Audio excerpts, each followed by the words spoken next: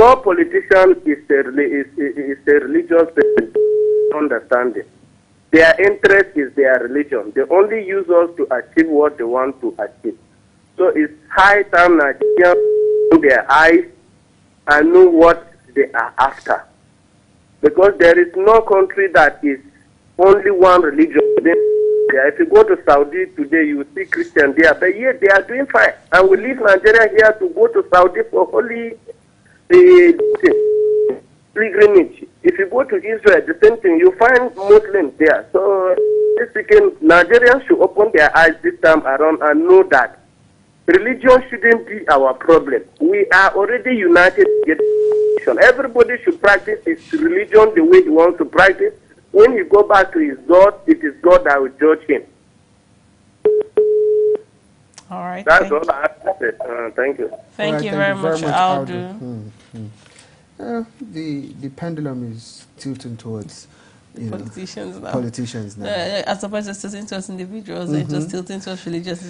Now the politicians are the one getting the hits, which I tend to agree with them slightly, you know. But as an individual, practice your religion, live in peace, love one another, and let the politicians do their thing. They're definitely going to answer to it. I think if you practice your religion with a whole lot of decorum, it will help, you know, stem the tide of religious crises and, you know, violence and all of that across the country. I think decorum should be what we should be preaching about, because if you do it with a lot of decorum, you won't have to, you know, interfere in what I do in my own religion. I won't have to interfere with what you do in your own religion. If I want you to be part of my religion, I won't even force it down your throat. You know, you need to do it from your own conviction, from what you feel, you know, will help you, from what you also see that you like, rather than you trying to force it down my throat and wanting me to come down to your own religion. And if I don't even feel like coming down to your own religion, why not just take me for who I am? At least I did not create myself. Exactly. You know, I did not you know, sign a register in heaven that this is where I want to fall into. All created by God. One of the callers made a very salient point where he said that both Ishmael and Isaac, you know, came out from Abraham. True. You know, so but if they have the same parents and they both decide to go their own ways, that doesn't mean that their parents have changed.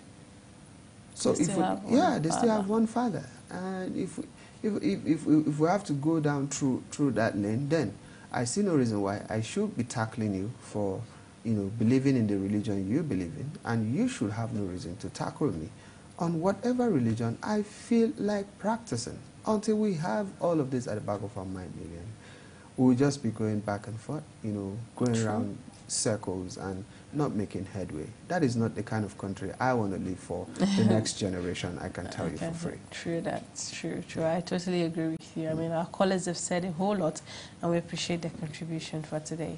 Yeah, this is how much time will permit us on the show, Lillian. It's not always a good time when we want to call the show a wrap, because no, that cry is fake. So anybody that is sending Salamit, please don't write Lillian's name, because she's crying a fake cry here.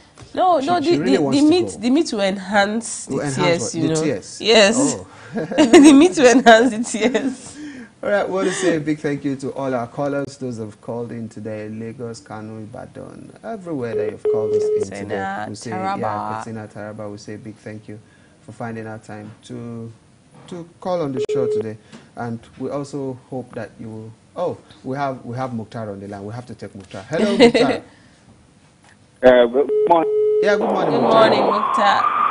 Yes, I'm calling from Lafia, Nasarawa State capital. Oh, Nasarawa State. Okay, go ahead with your contribution. Yes, it's very interesting, and the topic is also a very genuine one.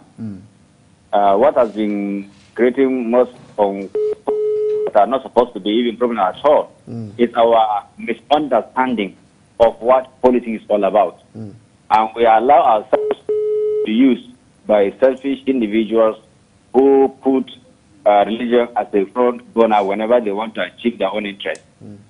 Let me give you an example in this country today. In the past, if you traveled from maybe Kaduna to Owerri, even if you didn't have anybody, you are stranded. You go to church or mosque and sleep there. People will receive you. Stop up because of either Jibril or Jacob is going to steal the properties of the religious places. He said, we are just deceiving ourselves. Let us unite and find a lasting solution to that. We must live together as one. If not, we'll simple. Okay. That's what I said. All right. Thank you very much, Mukhtar, for your contribution. It was really appreciated. Well, Mukhtar is of the idea that it's still our political leaders. And there was a time in this country, like when Pius narrated his own experience of where he traveled somewhere, not knowing anybody there, and then he found people who attended to him and showed him love. So there was once a time in this country where you could travel all the way down south or down north or down east or down west, and you'd always find people to accommodate you. So we really can't wait for that point to come again in the history of Nigeria. Mukhtar, we appreciate your contribution, and it's still tilted towards political leaders, how we are allowing the political leaders to be the one to ruin the little unity we have going on. It's not even little, self. We have a lot of unity going on. I actually wanted you to land because I don't think our unity is little. Yes, I take it back. Not little at all. It's not little. It's not little. I really take it back. It's a particular set of people that are trying to make it look as if we have little unity, but we don't have little unity. Our unity is so we very we strong. beg our politicians, allow us. I mean, Nigeria is. I think we're looking at the ranking of the happiest country in the world. We're one of them. We're happy people with how many cultural diversities, how many languages, how many religions, still yet we are still together. We still find a way to live together. So let us maintain that and not allow politicians come in between us. Very true. Let's not allow politicians come between us, all because they are probably trying to satisfy their ecstatic pleasures. Exactly. Not our own desires, their greeds and their plans. And we've said it over and again on this show. During elections, how many of their children do you see coming out to vote? No. You only see some of those vying for political offices with their wife, and that's all. At the end of the day, it's still we, the citizens, that they will now try to induce so that we go cause some mayhems and cause some disruption and maybe try to snatch ballot box and all of that. We cited an example, with what happened in Kogi State some couple of days back, where two guys were lynched, and that ends there. It ends there. It ends your life. It ends your dreams. It ends your career if you're actually engaged. So why will you even at the first place or in the first place go and engage yourself in electoral violence? Why will you do that? If the politician have you at the back of his mind, he should be able to tell you not to go out there and cause violence during elections. Or maybe give you some inducement for you to go and snatch ballot box. If his character, his attitude, his disposition, his campaign promises are anything to go by, the people will go out there and vote for him. Right? Why will he now send you to go and do away with the ballot box? That means there is something, hidden that he is not letting the people to know.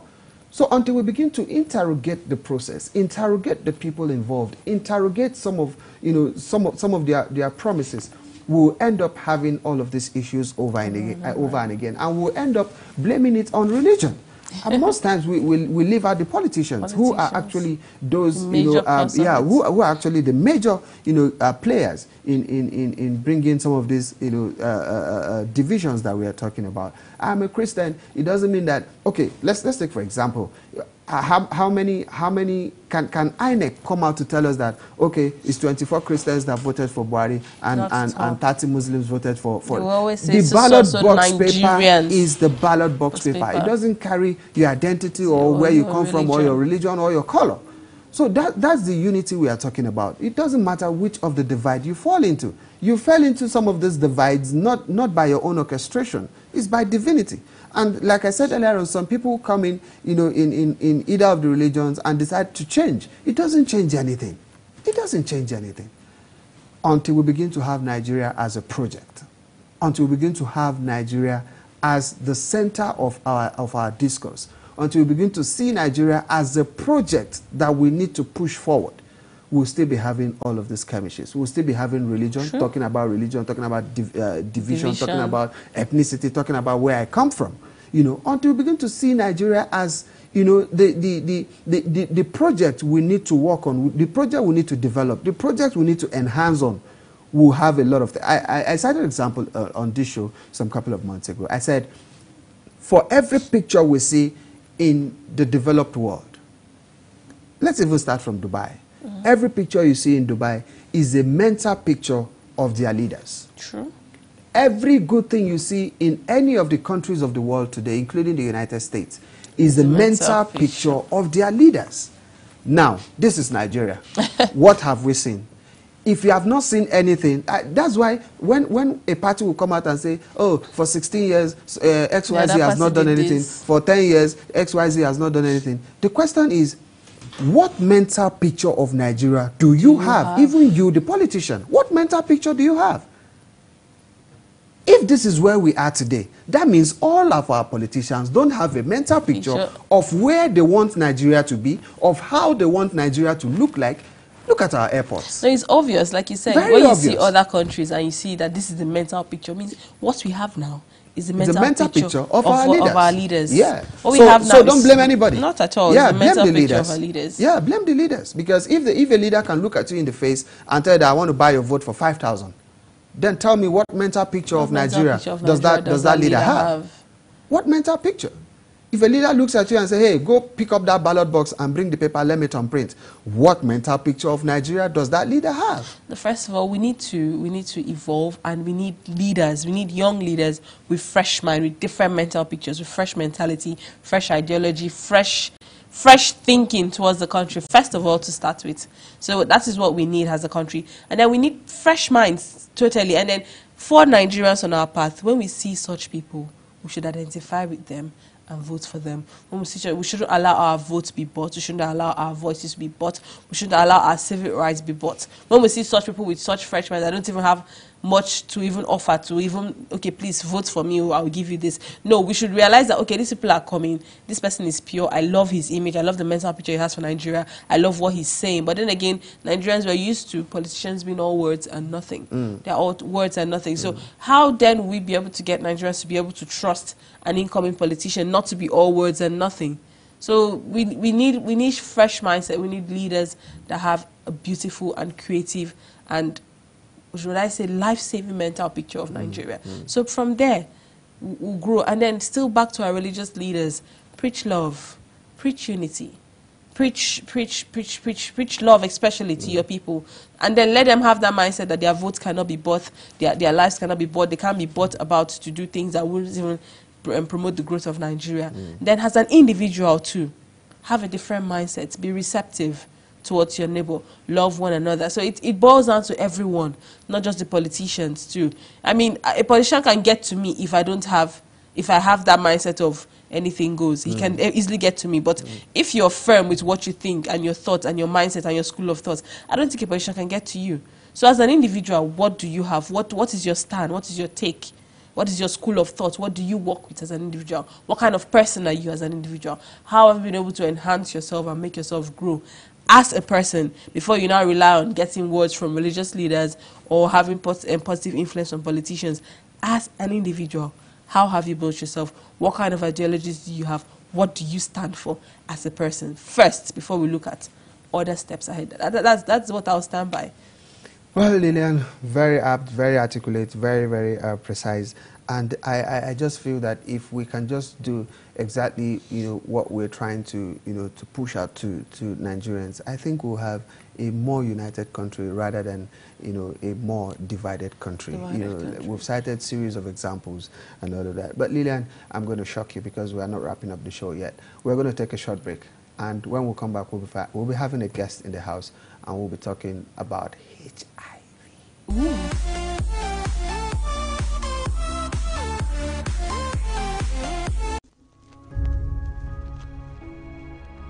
Everybody's got a dream. Everybody's got a goal. What's the plan? Your plan has got to be clear, concise, compelling, consistent, and committed. You've got to have a plan. Don't go to bed without a plan of how you're going to handle the next day. You have to work at it every day. You have to plan. Productivity is never an accident. I want you to understand that it's not going to happen by luck. Success is cause and effect, not magic luck or magic fairy dust. Success is easy. It's making a plan and executing the plan every day. Make a plan, work the plan. Make a plan, work the plan. And whenever the plan doesn't work, you change the plan. That's called failure. It's called learning a lesson. It's called adjusting. If you do the work and you do it for a long enough time, you will be successful. Period. Whatever it is you're bold enough to dream, if you are intentional and deliberate about it, every single day, if you do a little, you're going to wake up one day and your dreams are going to be a reality. The shortcut is a lie. The hack doesn't get you there. And if you want to take the easy road, it won't take you to where you want to be. To reach goals and overcome obstacles and be the best version of you possible will not happen by itself. It will not happen cutting corners, taking shortcuts, or looking for the easy way. There is no easy way. There is only hard work, late nights, early mornings, practice, rehearsal, repetition, study, sweat, blood, toil, frustration, and discipline. Discipline, the root of all good qualities, the driver of daily execution. Discipline defeats the infinite excuses that say, not today, not now, I need a rest, I'll do it tomorrow. There is only one way, the way of discipline. There is power in consistency. There is power in doing something over and over and over and over again. There is power in practice. And your problem is you are on beast mode Monday, Wednesday, Friday. 10 a.m. to 12, beast mode, 1 to 5. You keep starting and stopping and starting and stopping. I challenge you. I challenge you to make up the gap. I challenge you to go from average. I challenge you to go from good. I challenge you to go from great. And I challenge you to be phenomenal. I challenge you to live in beast mode because beast mode makes more money than average does. Period. When you are a true hunter, you don't go by time. You go by the gazelle. You don't hunt from 8 to 3. Why? Because the gazelle may not be open from 8 to 3. You hunt until you get a gazelle, and you don't stop until you get one. And then you get another, and then you get another, and you get another.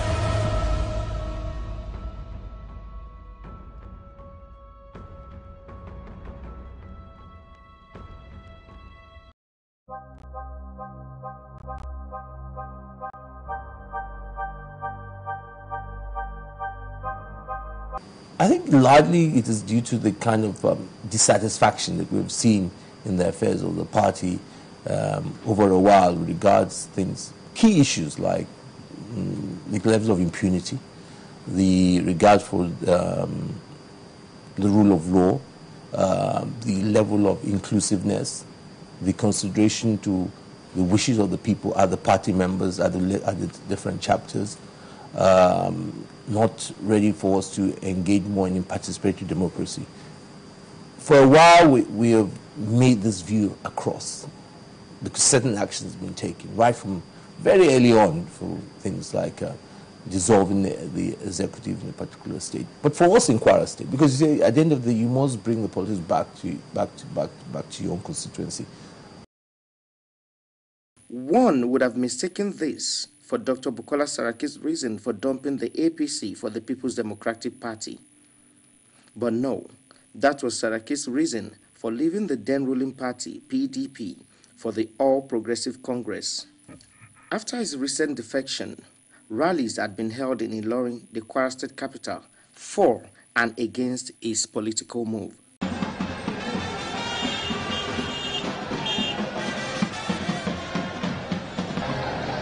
This is the rally held in jubilation of Senate President Bukola Saraki's defection from the APC to the PDP. And this is the rally held in the same capital, Ilorin, in condemnation of the Senate President's return back to the PDP.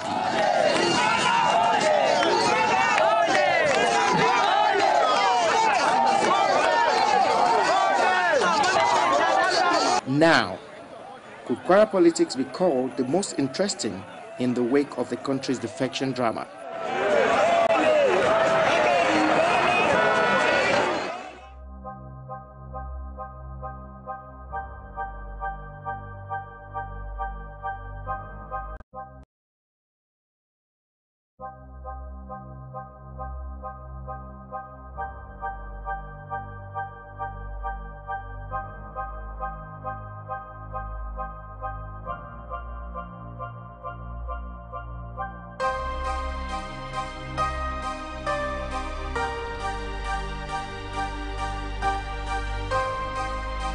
Is it not even better that we have a corrupt man who know what we, the youth of Nigeria, want?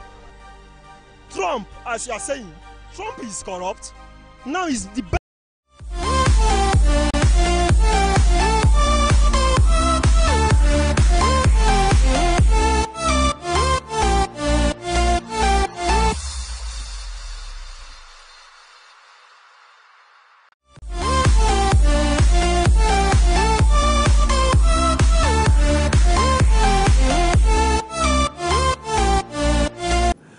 Thanks for joining us back. Still the new day for this week's edition, and because of the Salah celebration, we need to bring to your viewing pleasure a lot of information ranging from national unity and now to our health. Health is key. We can't be a nation who is sick. No, we don't want to be that. Okay. All right, we have in the studio with us some experts when it comes to the medical field. I am not a medical doctor, but I am a talking doctor. I talk. All right, for some time now, we had some training in Nigeria, orchestrated by Project Pink Blue, where some doctors were trained on cancer treatment in Nigeria. We have some of the members of the team right here in the studio with us, and from my immediate left is Ronsi Chidebe. Ronsi is the Executive Director, Project Pink Blue. Thank you for finding our time to be here today. Thank you so much. Yeah, and away from that, we have Dr. Mike Martin. He's a medical oncologist. Thank you for finding our time to be here. Thank you for having us. Yeah, and Dr. Tracy O'Connor, right? Yes. Okay. She is a medical oncologist. Thank you very much for finding our time to grace our studio this morning. Now, let me start from you, Ronsi. What is Project Pink Blue all about? Because if you look at the color combination, it looks like a feminine thing and a masculine thing and all of that. So what's it all about? Yeah, so Project Pink Blue is a cancer fighting organization, and we're engaged in cancer awareness, oncology education, both for doctors and for nurses, advocacy, research and patient navigation. We've always been involved in, seeing how we can help people impacted with breast cancer, prostate cancer, cervical cancer, and other form of cancer. We also have a support group which we founded last year, which is focused on bringing people who have been impacted by cancer together to help them both psychologically, spiritually, and otherwise. And so that's actually why my colleagues are here. Actually, one of the core activities that we do, which is oncology education, supporting the Nigerian government and supporting people to see how we can upgrade, oncology care and cancer treatment in Nigeria. All right, Dr. Martin, you've been in Nigeria for quite some time, right? If I'm correct. About 10 days, yes. About 10 days. 10 days. 10 days. Okay. What have you seen so far as cancer treatment is concerned in Nigeria? The people are doing the best job they can with somewhat limited resources. There are areas where you can see where there could be improvement, but the people who are working are doing a good job. They're working very hard, they're compassionate and taking care of large numbers of people. Now, what areas do you think we should be improving on at this time? Being in the clinics at National Hospital, one thing is getting, and this was actually Dr. O'Connor's idea, is having the medical records, having a summary sheet on the front to make communication. We saw a lot of times with the doctors, we're hunting for information and everything else. Having a more unified and more standardized way to have test results handed to the doctor so the doctor can make intelligent decisions. So that's one thing from just being in the hospital is improvement on the medical record and being able to communicate better with that. And then looking at stats during our lectures and everything, screening, right? So less than 10% of women in Nigeria are screened for cervical cancer. And then the case fatality rate was somewhere around 58% when I calculated it. And that is something that's screenable. We talked during the education too, and there is a lady, I forgot her name, she's already starting to do a visual inspection with acetic acid, which is a very cheap way to screen for cervical cancer. And when you catch a cancer early, you increase your chances of curing it. Okay, so both getting more screening out there and then talking about vaccinating and trying to prevent some cancers as well. Because the death rate from many cancers in Nigeria, though I can't tell you all the exact statistics, but looking through and reading about it, preparing for the lectures, is quite high for a lot of them. And what we hear from the doctors a lot is people come in with advanced stage disease. So helping screen and helping with education, and then having a better way to communicate the information with the doctors so they can say smart things. Yeah, Martin, how will you relate this? Because I know that while growing up, we hardly hear about cancer, while we're growing up in the 80s and the early 70s. Right. Now, we have these cases now so rampant. You're talking about 50% and still counting. Why do we have this 50% mortality? Yeah, Okay. Mortality rate. Now, why do we have the spread? That is so high at this. Is there anything we're doing differently that is causing all of this? Not necessarily doing anything differently. I think it's being more recognized the better medical testing gets. Right. So instead of people dying from old age or dying from just stopping eating or what have you, you're actually being able to figure out why they are dying and getting better at things as far as diagnostics. As far as doing things differently, no, but things like cervical cancer are a virus. They're spread through sex. So education about that is very important. Wow. All right, Dr. O'Connor, let's talk about breast cancer. Okay. Yeah. What are the likely symptoms that one needs to look out for? So women should be very aware of any changes in their breast, and if they do palpate a lump, I would advise them to go to their doctor right away. Ideally, mammography once a year, once a woman is age 40, is ideal. So in the best case scenario, a woman's screened annually with a mammogram and also does some breast self-exam at home monthly and sees her doctor for a regular breast exam once a year as well. What's responsible for all of this? I knew my mom, before she died, we all stopped her breast and almost brought it out of her body. And she never had any case of cancer. I lived for a very relative period of time in the northern part of this country, and I've seen women go to farm, come back, and sometimes without even wearing a clothes, all they have on them is just a wrapper, and they go to farm and come back in those days. Why are we having breast cancer? Why is it rampant now? Well, clearly breast cancer is a very common disease in women. The biggest risk factors for it are age, so as we get older, the risk of having breast cancer becomes larger. Body weight is a risk factor. Generally, when cultures adopt a more Western style of living, so that women get their periods a bit earlier because of their weight being heavier, sometimes we go through menopause later, if we have fewer children, all of those things are associated with a slightly elevated breast cancer rate. So as women advance in this world and we go to school and adopt a more Western type of lifestyle, our risk of breast cancer can increase. Now, what is the percentage as far as breast cancer is concerned? You've been in Nigeria for quite some time, right? Right. Okay. Now, can you tell us the percentage of breast cancer as far as Nigeria is concerned?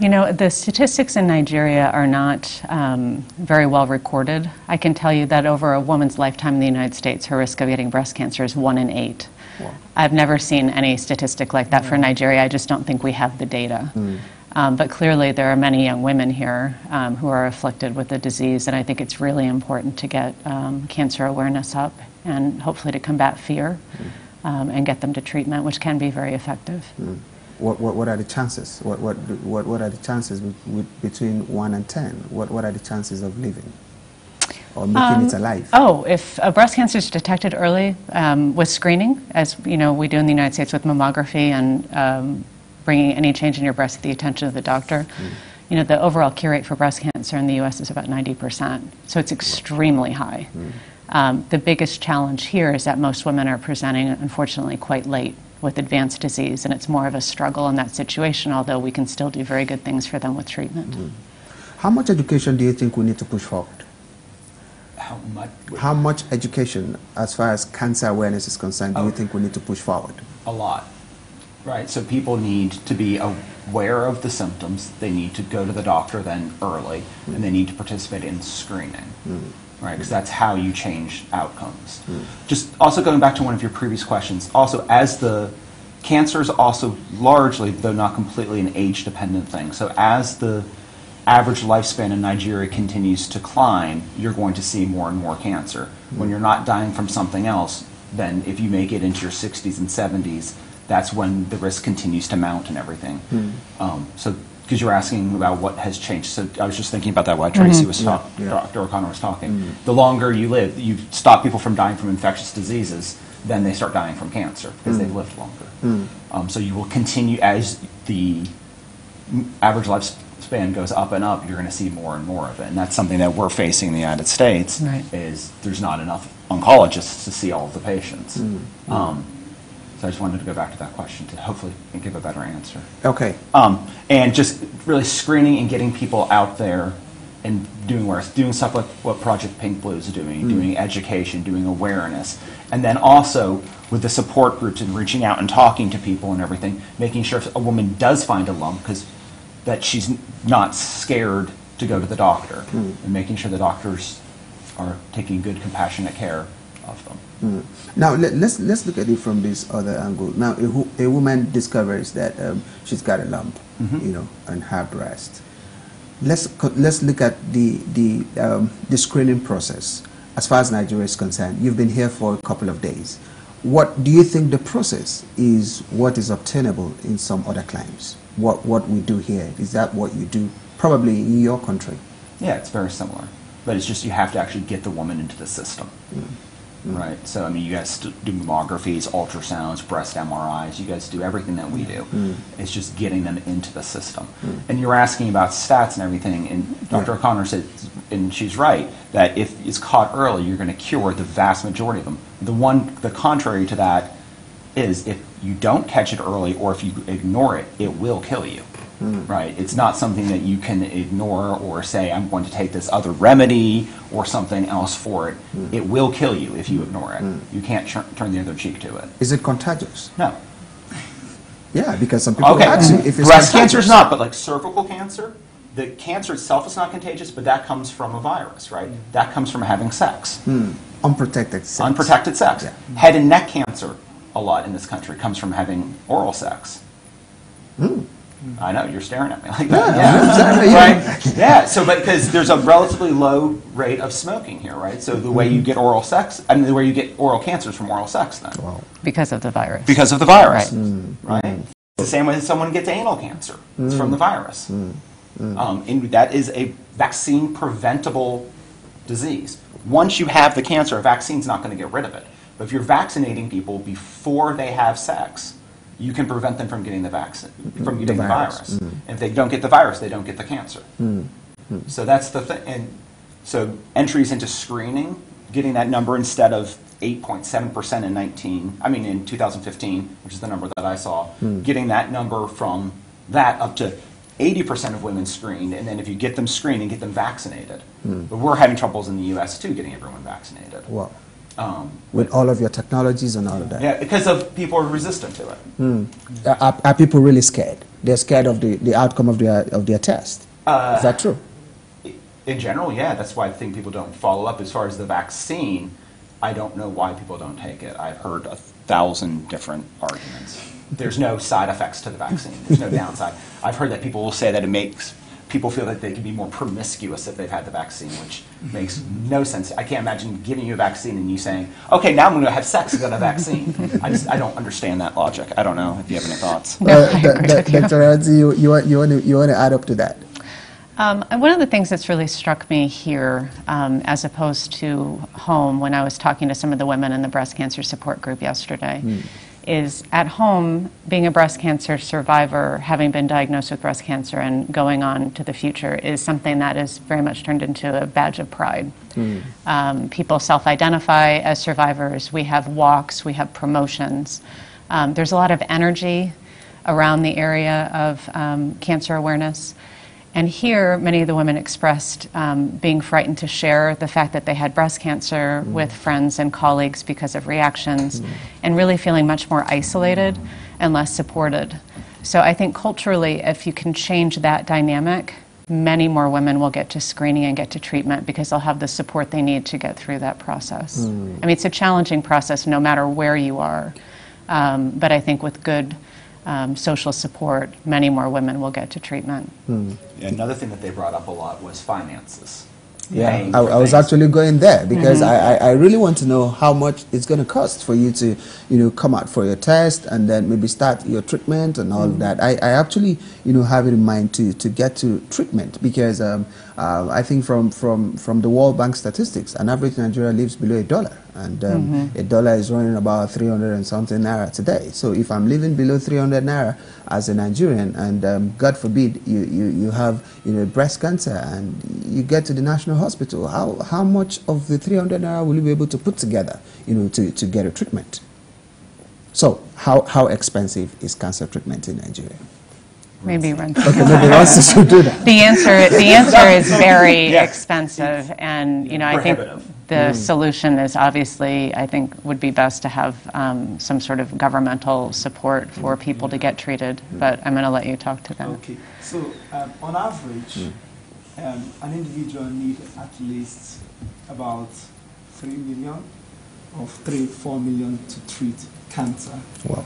It now depends on the type of cancer that you have. If, for instance, a woman is diagnosed of a triple negative breast cancer, it's a lot cheaper to treat.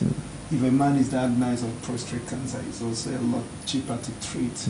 But if you're diagnosed with a breast cancer that is known as HER2 positive, you will probably look for as little as probably 11 million or 15 million. You call 11 million little? Exactly. Okay. Yeah. The reason is that I have to really be very, very sincere to everyone watching us out there because it's so expensive to treat cancer, in Nigeria. And it's more traumatic. It becomes a huge burden because in other part of the world, the insurance cover some aspect of cancer treatment. But I mean, here it's totally just you and you alone with your family. To your fate. And that's why it's really, it's so heartbreaking. I have a breast cancer patient that I know. We also met her yesterday. She was diagnosed of stage 1 breast cancer, but she didn't have the money, and she just finished her surgery last week. But as I was talking to her, she told me that she really wished she had the money she needed. Her cancer wouldn't have progressed from stage 1 to stage 2. Oh. But stage 2, according to the doctors, is still curable. Good. But you see, she's still at the surgery level. She has started chemo, but you see, she hasn't even done radiotherapy. Radiotherapy alone in Nigeria costs 600,000 naira at National Hospital.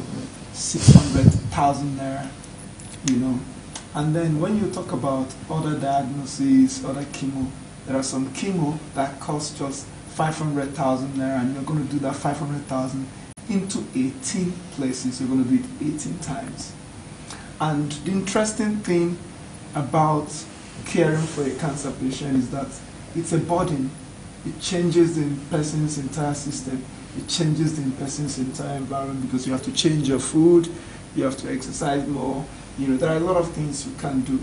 So it's very, very important we get the government to really support people battling with cancer, and also, philanthropists out there and people out there to support. I think Martin wanted to say something. Yeah, and so that's why hearing those numbers, which are prohibitive and daunting, doing things like prevention, right, like vaccinating against HPV, and then, it's way cheaper than treating a cancer. Yes. Okay, and then also I would argue that the treatment of cancer's cost is probably proportional to the stage, right? A lower stage cancer means less treatment than a higher stage cancer.